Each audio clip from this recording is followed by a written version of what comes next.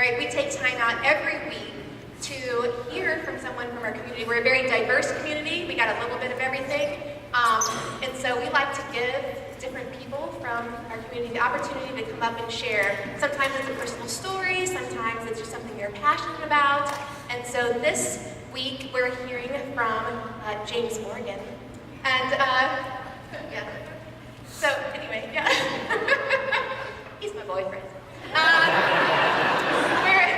I asked James, and then we discussed it for 3 words to describe himself.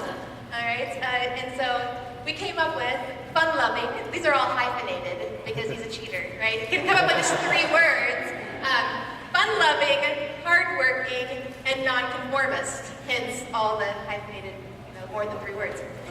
His warning label, and I will attest to this, is prone to say exactly what I think. So without further ado, James Morgan. Good morning. You got with Oasis. Last week was rap, and then this week's a banjo, and the announcements consisted of 4 to 5 different opportunities to drink. Essentially what it is. So, good times. So in 1986, Martin Hanford asked the illustrated question, "Where's Waldo?" We're probably all familiar with this. It consists of a complicated illustration filled with red and white people, and somewhere in there is Waldo, and your job is to find him. You've probably done this at the dentist office or some such thing. Now, it's difficult to find Waldo. It's not easy, and that's why this young man here, Randy Olson, a doctoral student at the University of Michigan, came up with an algorithm to find Waldo. And I want you to think about that for a second. This is what this guy did as a student in college.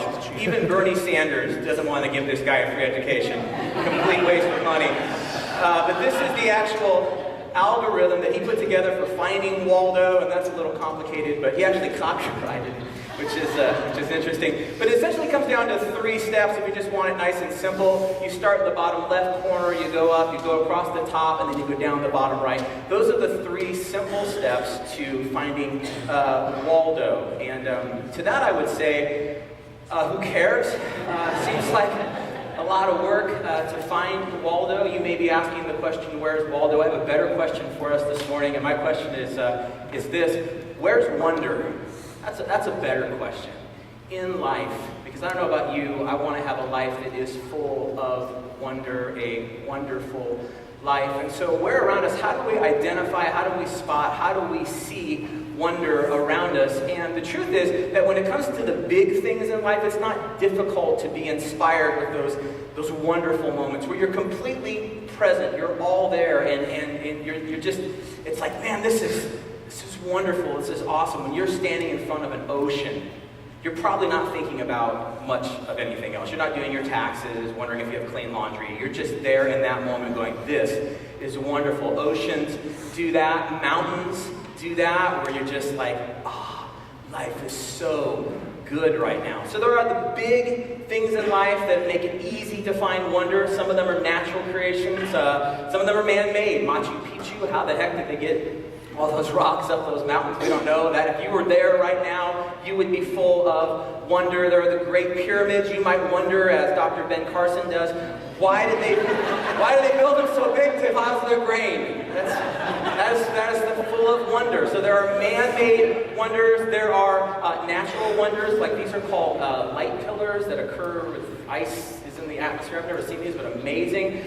This is in San Diego, the bioluminescence that took place a couple years ago as these creatures wash up on the shore. It's really amazing. So when you're standing there at those moments and seeing these things, that fills you with wonder, the big things, the man-made things, even just the weird things in life fill us with wonder. For instance, why does the handrail move at a different pace than the escalator? I wonder about that. That fills me with wonder. Why does the word LISP have an S in it? That seems cruel. Doesn't seem right. Why is it when the remote control batteries are low, we press harder? I wonder about that. Why does the word monosyllabic have 5 syllables? And lastly, Why is there only one word for thesaurus?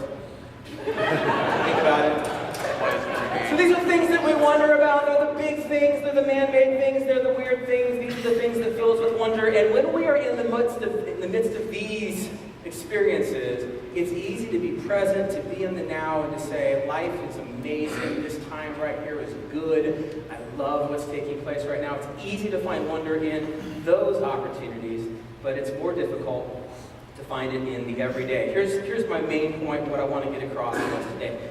Unless we broaden our definition of what wonder is, if we only reserve wonder and amazement and being present for those big moments like the ocean and the mountains, if we only reserve wonder for those moments, then we miss out so much. We miss out on so much of life that is really good. There are some of you in this room that are older than I am, but not many. Life goes by quickly. It goes by so quickly. We spend so much of our lives waiting for the next thing. I'll be happy when, I'll finally have peace when the kids grow up, when I graduate from college, when I lose 10 pounds, when I get that new job, when I'm on vacation. And we spend so much of our lives looking behind us or looking in front of us. And if we only stop and are filled with awe and wonder and are present in the moment, when we're confronted with the big things or the weird things, we're going to miss out on so much of our lives that is really, really amazing. So what we need, I think, is an algorithm for finding wonder. I don't want to find Waldo, let's find wonder. So 3 simple things for finding wonder. This is my algorithm for you. And if you remember nothing else this morning, here's what I want us to remember. To be here now. This is a mantra for me. This isn't just a quick 10-minute talk, and I'm maybe over 10 minutes already, I don't know. But this is, if I were to get a tattoo, another tattoo, it would be this: be here now. This is this 3-step process for enjoying life, for filling your life with wonder, for having a wonderful life. What do I mean by that? Pay attention in the moment. It doesn't have to be a wonderful moment, it's the everyday, ordinary stuff. In fact, celebrate the ordinary, the cup of coffee, the drive to work, the simple things. If you just stop and realize it is amazing that we're alive. This planet is amazing. The fact that you are alive is astoundingly incredible. And really, if you just change your definition of wonder from beaches and mountains to the fact that we're here in this climate-controlled room on chairs made by 8-year-olds in China, it's amazing. It is amazing. Quit wishing you were somewhere else. You will wish your life away. Be here now. And the idea with all of this is that practice makes perfect. I want you to really remember this, but I also want you to actually do it. To be here now. And if you just practice doing it, it'll become more and more naturally. And I do this a lot. This is one of the illustrations I use for my kids. All of us have things that our parents say that we're like, Dad, Mom, my dad always said. Here's one of mine. It's the story of the hummingbird and the vulture. The vulture goes out every day, flying, has great eyesight, and it's looking. What's it looking for? Dead stuff. Carrying rotting things, right? The hummingbird goes out every day. What's he or she looking for? Looking for flowers, bright things, sweet things. And what's amazing is that each one of them every day finds the thing that they're looking for. The vulture finds dead things. The hummingbird finds sweet things. And so one of the things I say to my kids frequently is, be the hummingbird. In fact, I have tried to drive this home so much that my first tattoo was a hummingbird at the small of my back. No, I'm not kidding. So gross. That's weird even for Oasis. But here's what I want you to do. Be the hummingbird. Be the hummingbird. Look for the sweet things. Be here now. And you just practice it. Whenever you're feeling stressed, anxious, you're doing paperwork, you could focus on how horrible it is, or you could say, this is a marvelous pen. You're an amazing desk. The fact that paper exists, just to stop and say, be here now. Driving, you don't like traffic, but you're in a car. Cars didn't exist 200 years ago. Amazing. It's wonderful if you stop and just pay attention. Doing the dishes. You have running water. That is wonderful. Ask anyone in Nigeria how wonderful that is. It is wonderful. When your kids are freaking out, this is the hardest time to appreciate. But you know what? They'll never be this age again. They'll never be this size. These moments, if you just stop, take a deep breath, pay attention, they are wonderful. Pay attention, celebrate the ordinary, quit wishing you were somewhere else.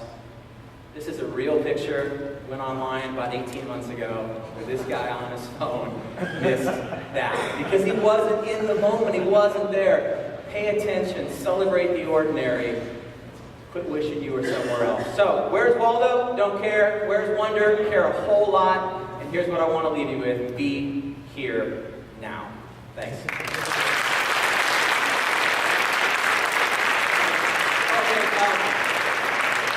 One more quick thing.